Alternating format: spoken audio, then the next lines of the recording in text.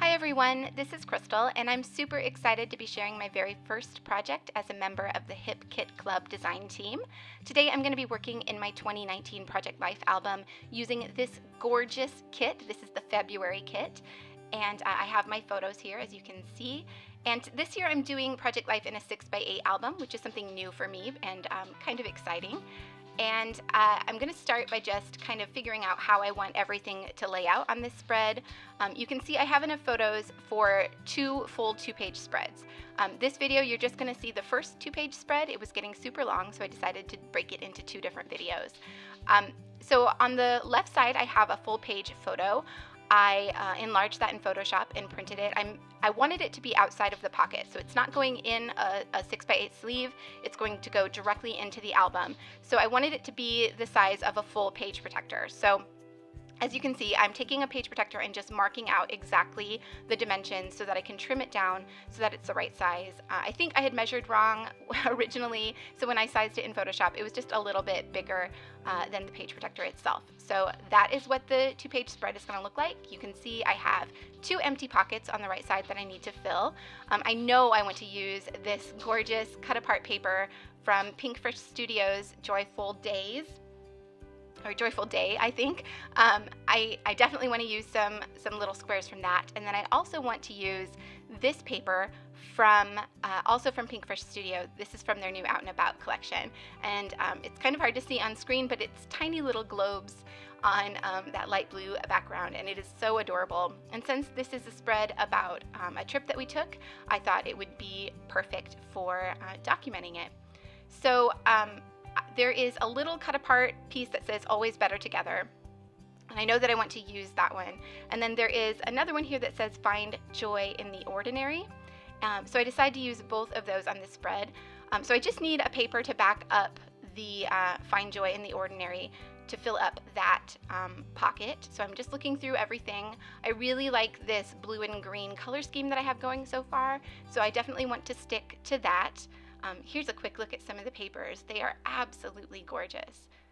It was really hard to decide which ones to use because there are so many good ones here. Eventually I go with this one. This is a Hip Kit exclusive paper, and I really liked the scallops, and I liked that border strip, the branding strip at the top.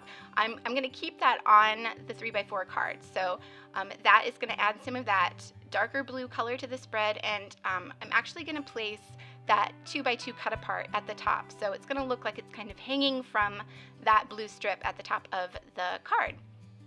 Okay, so this is how the spread is basically going to look. I am going to go away and stitch around these little 2x2 papers. So there you can see I stitched all the way around that one. I did that off camera because there's no good way to see how I sew in my craft room. So for this one, I just stitched across the top of it. So it kind of looks like it's hanging from that branding strip at the top of that card. I really like the way that that looks. Okay, so this is the basic spread. I know I need to add my journaling, so I went away and typed that up. I didn't make you watch all of that, and I'm just trimming it out with my tiny little guillotine trimmer. I've sped this up a lot because this is super boring for you to watch. You can probably tell already that I've printed out way more journaling than is going to fit on that little card, on the space that I have on that card. So I run into a bit of a problem there, but I eventually come up with a solution. So here you can see there's no way all of this is going to fit on the bottom of that card. So I thought about it for a little bit, and eventually I decided to break it up into 2 different journaling blocks. And I'm going to put half of it here on this card and the other half on that full page photo that I showed you earlier. So the first half is going to go on the photo, and I did have to cut out one sentence in the middle for it to make sense this way, but it still works. It still tells the whole story. So this page is actually about a trip that we took at the beginning of February back to my home state of Nebraska. My dad actually had emergency heart surgery, so the reason for the trip was not great, but everything turned out fine. It went better than we could have hoped. So looking back, it was just a nice trip to see family, and my partner and I went by ourselves, which is a rare thing for us. We don't have kids, but we have 2 dogs that we basically treat like kids, so we rarely get to go anywhere, just the 2 of us. So looking back, I'm able to say that we had a good time in moments when we weren't stressed out about the surgery, and it was nice to have that time just as a couple together. So I wrote a bit about what we did while we were there, and the next page will be more about the reason for the trip. So right now I'm trying to figure out how I want to anchor this journaling on this full page photo. So I was thinking maybe I would cut apart some of these frames, which again, I don't make you watch, so I do that off camera. I just fussy cut out 2 of these frames, and I thought maybe I could use those to give the journaling some place to sit instead of it just floating on this page. So I'm going to play around a lot, trying to figure out how I can make this work.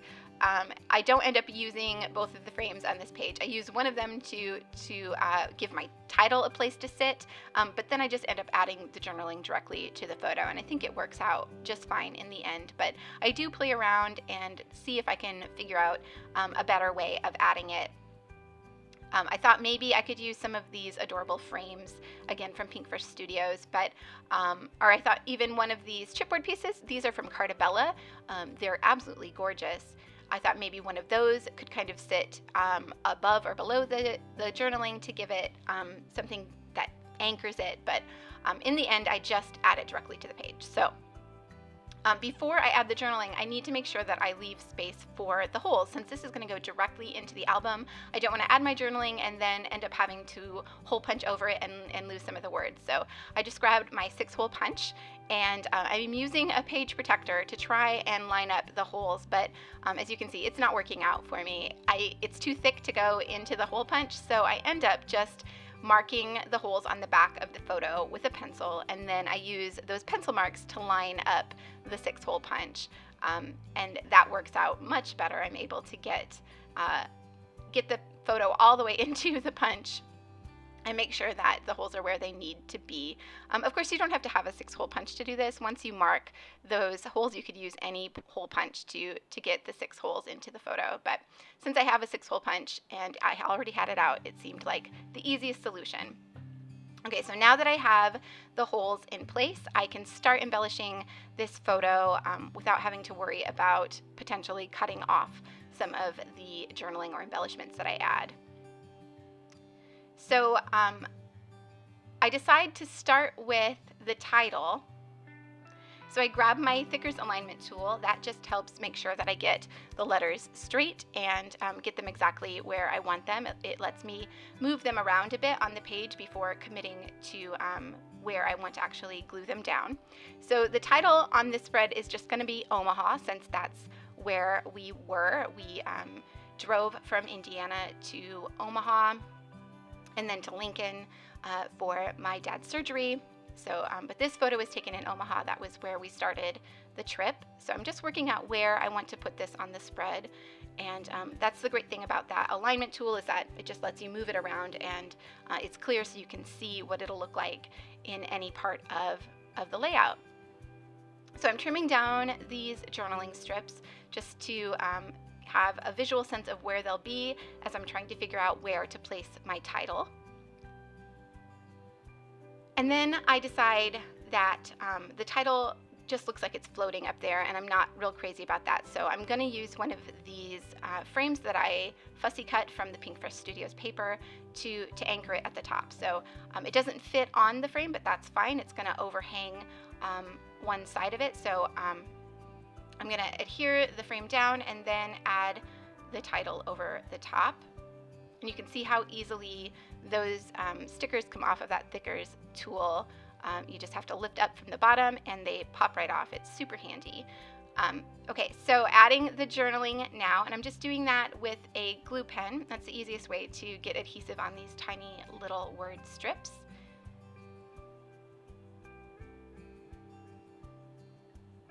So once I have all of my journaling glued down, I can finally start really embellishing.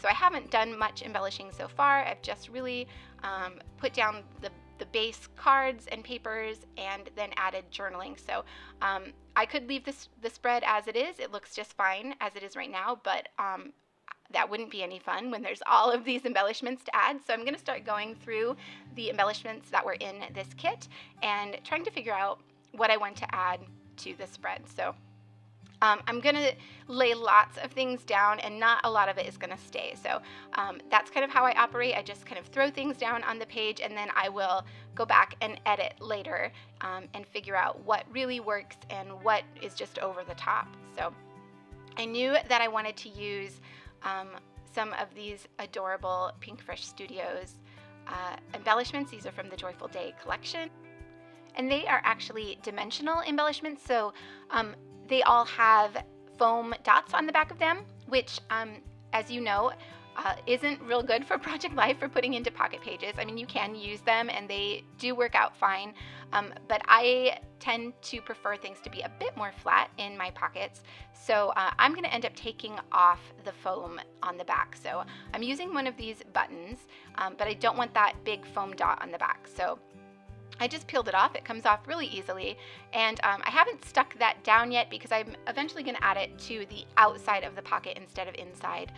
It tends to buckle a bit in the pocket if you add it inside, but if you add it outside, you get that same look without the plastic looking stretched or buckled. So that's what I'm going to do. I'm going to also go through these die cuts. These are also from Cartabella, and they are beautiful as well. So I find one that says magical, and I throw it down on that photo of our dinner, which was kind of magical. I'm celiac, so I don't get to eat fried things very often. It's not safe for me to eat things from a common fryer. So I was ecstatic when we found a place that had a dedicated gluten-free fryer for fish, of all things, in Nebraska. I know, but it was super good. So I had a fried fish and shrimp platter, which is not the healthiest thing, but it was a rarity, and it was very enjoyable. So I thought that magical die cut would be perfect for that photo. But right now it looks like it's just kind of floating there, and I feel like it needs something to sit on, something a bit darker to anchor it to the bottom of this spread. So I'm just looking through the papers to find some. I'm looking for more of that dark blue. So I have the dark blue in the title, the dark blue at the top of the card next to this photo, and if I can add some more dark blue to the bottom where I have this die cut, then it's going to create kind of a diagonal line that will draw your eye across the page. So eventually I go back to that same paper, the Hip Kit Club paper with that blue branding strip, and I'm just going to cut off a little bit and tear the edge and use that at the bottom of this photo to anchor that die cut. And I end up really liking the way that looks. So I'm going to adhere that down and then add the magical die cut on top of it. And then I'm going to grab my tiny attacher stapler and just add a couple staples just to give it a little bit more interest and dimension.